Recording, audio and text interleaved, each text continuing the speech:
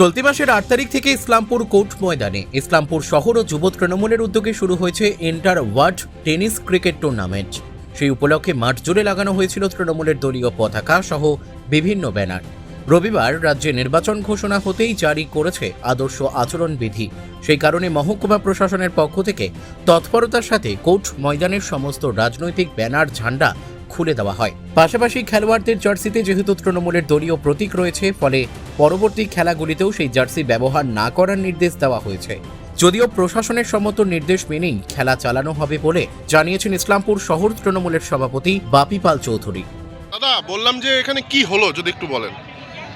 কিছুই নয়, যেহেতু গতকাল ইলেকশন ডিক্লেয়ার হয়ে গেছে, কোড অফ কন্ডাক্টে পড়ে গেছে, এটা যেহেতু একটা পার্টির খেলা, আমাদের সমস্ত দেখতেই পাচ্ছেন যে ঝান্ডা অনেকগুলো ছিল, লিস্টে ছিল, আমরা লেবার লাগিয়েছি সকাল থেকে, আমরা লেবার লাগিয়ে সব খুললাম, খুলতে তো একটু সময় লাগবে।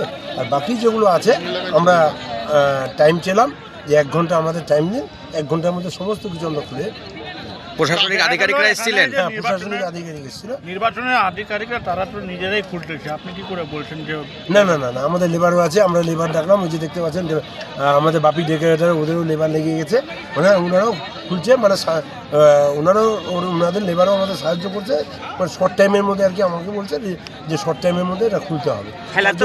খেলা তো অনেকদিন আগে থেকে চলছে, কি ইনস্ট্রাকশন দেওয়া হলো আজকে? খেলা কি চলবে না খেলা চলবে, মানে খেলাটা চলবে ওটা নন পলিটিক্যাল ব্যানারে। এতদিন পলিটিক্যাল ব্যানারে ছিল, যেহেতু ইলেকশন ঘোষণা হয়ে গেছে, কোড অফ কন্ডাক্টে আমরা পড়ে গেছি, আমরা নিয়ম মানতে বাধ্য, আমরা ইলেকশন কমিশনারের আমরা কোড অফ কন্ডাক্টের নিয়ম মানতে বাধ্য। বাপিদা, আরেকটা বিষয় যে জার্সির মধ্যেও তো তৃণমূলের লোগো আছে, তাহলে সেক্ষেত্রে হ্যাঁ, ওটা আমরা আজকে বলছি, এরা জানতো না যে আজকে খেলাটা, ওরা জানতো না, ওরা পড়ে এসছে।